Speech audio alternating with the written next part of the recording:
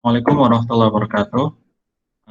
Perkenalkan kami dari kelompok bebas akan menjelaskan tentang penggunaan stateless design untuk memperbaiki posisi node pada wireless sensor networks atau WSN. Apa itu wireless sensor networks? Wireless sensor networks atau WSN adalah kumpulan node sensor yang akan mengumpulkan data pengukuran. Kemudian data tersebut dikirim ke node sentral atau server untuk diolah. Nah, hal yang diukur dapat berupa suhu, tekanan, gerakan, dan lain-lain. Syarat untuk merancang skema penempatan node sensor. Nah, syaratnya itu yang utama ada tiga, yakni node sensornya itu harus terdistribusi atau tersebar. Yang kedua, itu harus kuat atau robust, yakni meskipun ada gangguan, itu koneksinya masih cukup stabil. Yang ketiga, hemat energi. Karena tiap sensor memiliki sumber dayanya sendiri dan itu cukup terbatas. Kenapa menggunakan metode stateless design untuk memperbaiki posisi node sensor? Yang pertama, biaya komunikasi yang lebih murah, area cakupan yang luas, dan terakhir, komputasi yang tidak sekompleks dari metode ad hoc positioning, ad hoc multilateration, dan robust positioning. Oke, selanjutnya akan dijelaskan oleh teman saya, Amar. Saya akan menjelaskan mengenai penelitian-penelitian lainnya mengenai perbaikan posisi node sensor. Nah, yang seperti kita tahu, tujuan dari langkah perbaikan dalam skema lokalisasi adalah untuk mendapatkan posisi node yang lebih akurat dengan algoritma lokalisasi tertentu. Nah, penelitian sebelumnya yaitu ada dari Severus et al., yaitu perbaikan dalam robust positioning, di mana robust positioning adalah algoritma iteratif atau berulang, di mana node memperbarui posisinya dalam beberapa langkah. Dan itu dapat diklasifikasikan ke dalam perbaikan iteratif dasar dan perbaikan iteratif yang ditingkatkan. Dalam perbaikan iteratif dasar ini dikira terlalu sederhana dalam pengimplementasiannya. Maka diterapkan yaitu perbaikan iterasi yang ditingkatkan untuk mengurangi efek-efek yang ada dalam perbaikan iterasi dasar dengan menyaring topologi simetris yang sulit dan mengaitkan confidence matrix dengan setiap node dan menggunakannya dalam solusi kuadrat kecil tertimbang. Selanjutnya adalah penelitian dari Saudis et al. Juga, yaitu mengenai multilaterasi NHOP, di mana multilaterasi NHOP ini mencakup prosedur perbaikan berulang. Secara khusus dalam prosedur ini tidak digunakan bobot, tetapi mengelompokkan node ke dalam apa yang disebut subpohon komputasi dan menerapkan node dalam subpohon dan untuk menghilangkan node. Salah satunya perbaikan dalam multilaterasi NHOP ini menggunakan dua model komputasi, yaitu terpusat dan terdistribusi. Nah, selanjutnya akan disampaikan oleh teman saya. Baik, nah selanjutnya saya akan menjelaskan mengenai metode status descent atau gradient descent. Nah, jadi metode ini tuh digunakan untuk menemukan suatu solusi dari persamaan non-linear atau untuk menemukan titik optimal gitu. Nah, jadi bagaimana sih cara menggunakan metode ini? Pertama, kita dari persamaan umum tadi itu ya, persamaan satu kita bisa mendefinisikan suatu fungsi gitu kan. Fungsi didefinisikan seperti persamaan dua ini. Terus dari solusi persamaan satu tadi adalah pasangan nilai variabel yang membuat persamaan dua itu nilainya minimal gitu ketika dimasukkan nilai x, y atau nilai variabel-variabelnya. Nah, terus pertama kita harus membuat setiap variabel yang belum diketahui itu nilainya kita beri nilai awal gitu. Misal x1 0 kita beri nilai awal, x2 0 kita beri nilai awal dan seterusnya. Nah, jadi dari nilai awal itu nanti kita bisa mencari x optimalnya gitu kan. Jadi secara perhitungan apabila kita melakukan perhitungan sebanyak k, maka nanti kita akan memiliki variabel yang belum diketahui dan fungsi yang belum diketahui yang bisa dilambangkan seperti di gambar ini x1k, x2k, x3k dan seterusnya, dan fungsinya adalah fungsi f yang terdiri dari x1k sampai x n pangkat k gitu. Nah, jika nanti fungsi tersebut dicari nilainya dan ternyata hasilnya udah lebih kecil daripada batas error yang diterima, maka nilai x optimal sudah ditemukan dan iterasi bisa dihentikan. Nah, jika belum, maka mungkin bisa next ke slide selanjutnya. Nah, ini ada contoh mungkin ya, contoh fungsi yang berbeda gitu kan, jika belum. Nah, jadi ada suatu fungsi f, di mana f ini terdiri dari variabel x dan y gitu. Nah, jadi pertama kita melakukan turunan parsial terhadap fungsi ini. Jadi nanti kita akan menemukan nilai turunan parsial dari terhadap X dan terhadap Y. Nah, jadi nanti nilainya tersebut akan menjadi komponen dari vektor gradien.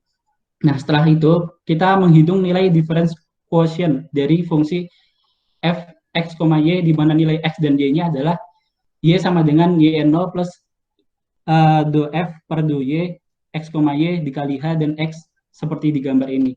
Nah, jadi dari hasil difference quotient-nya tadi itu nilai x dan nilai y awalnya itu kan diubah gitu ya. Bentuknya jadi x-nya jadi misalnya konstanta plus konstanta H, terus yang Y-nya konstanta plus konstanta H gitu.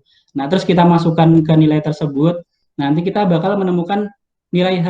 Nah, dari nilai H-nya tadi, kita bisa menemukan titik baru gitu. Jadi titik barunya nanti kita masukkan ke fungsi awalnya. Nah, setelah dimasukkan ke fungsi awal, ketika nilainya itu lebih kecil daripada nilai errornya, nah maka titik optimal telah kita temukan. Nah, kalau misal masih lebih besar, maka kita harus mengulangi metode tadi gitu.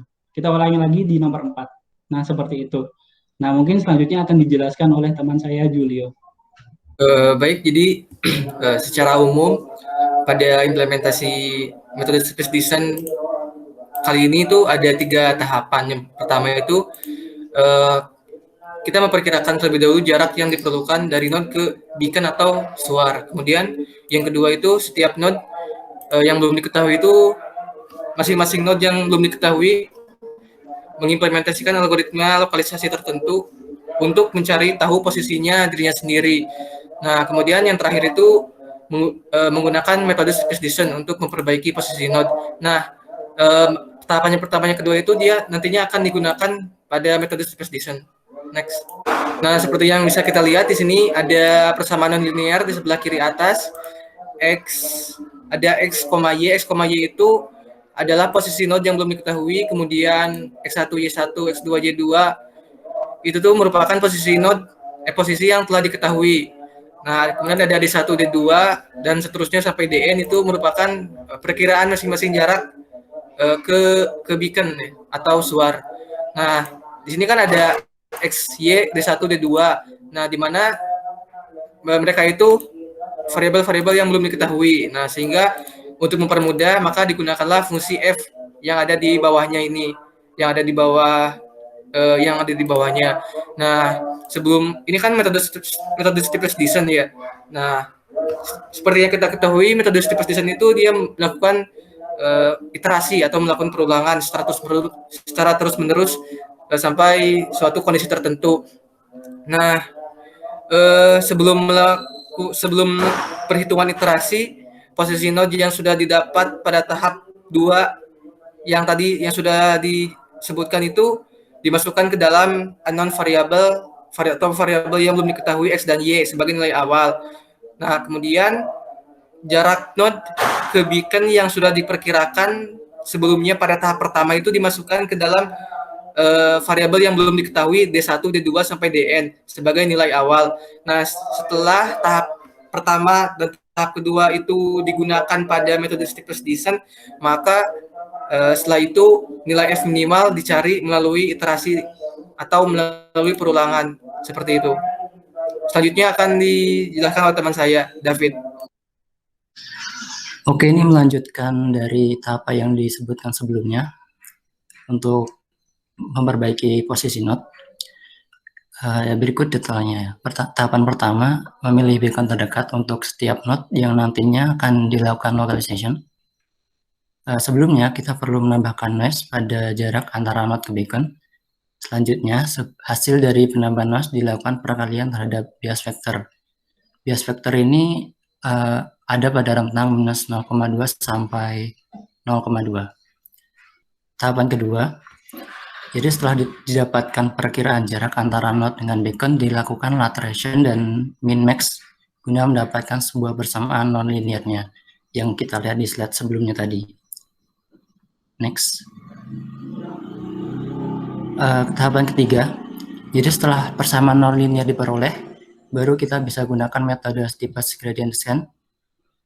Kemudian dari koordinat dari setiap node yang tidak diketahui dan jarak node beacon yang diperoleh di 2 langkah awal sebelumnya berperan sebagai nilai awal sebelum iterasi. Setelah beberapa langkah iterasi, nilai optimal akhir dari variabel yang tidak diketahui didapatkan saat kondisi konvergensi tertentu terpenuhi. Nah, nilai variabel yang tidak diketahui inilah hasil dari perbaikan posisi yang kita cari. Selanjutnya dilanjutkan oleh Gunawan, silakan. Ya, selanjutnya simulasi. Skenario dari simulasi terdiri dari jaringan 225 node yang ditempatkan di bujur sangkar dengan sisi 100 unit.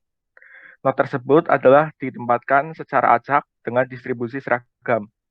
Jangkauan radio disetel ke 14 menghasilkan konektivitas rata-rata sekitar 12. Fraksi beacon adalah 5%. Oleh karena itu, total 11 beacon dan 9 diantaranya ditempatkan dalam grid-like position dan beacon lainnya yang tersisa dipilih secara acak. Pada simulasi percobaan ini mencakup 3 fase atau tahapan skema lokalisasi yang telah disampaikan oleh David tadi. Next, hasil simulasi. Pada gambar tersebut menunjukkan akurasi lokalisasi dari lateration dan min-max dengan dan tanpa penyempurnaan sebagai standar persentase deviasi bervariasi. Dan faktor bias ditetapkan pada 0. Saat prosedur perbaikan ditambahkan, bisa mengurangi sekitar 18% kesalahan posisi untuk laterasi secara rata-rata dan 11% kesalahan posisi rata-rata untuk min-max. Next. Pada gambar 1B dan gambar 1C menunjukkan efek penambahan bias perkiraan jarak. Dalam rentang faktor bias yang sama, ketika deviasi standar adalah 0, perbaikan dapat dikurangi sekitar 3%. Kesalahan posisi rata-rata untuk laterasi dan 10% kesalahan posisi rata-rata untuk min-max saat standar deviasi 0,1. Penyempurnaan dapat mengurangi sekitar 11% kesalahan posisi rata-rata untuk laterasi dan kesalahan posisi 7% untuk rata-rata min-max. Next. Kesimpulannya dari penerapan metode CPS Design. CPS Design ini memiliki kelebihan pada biaya komunikasi dan cakupan penyebaran node sensor. Kelebihan tersebut telah dibuktikan melalui simulasi yang sebelumnya dianalisa melalui teori. Dengan syarat komputasi overhead kecil dan kebutuhan memori yang kecil, membuat metode CPS Design cocok sebagai skema lokalisasi terdistribusi untuk wireless sensor network atau WSN. Mungkin itu penjelasan dari kami. Kurang lebihnya mohon maaf. Assalamualaikum warahmatullahi wabarakatuh.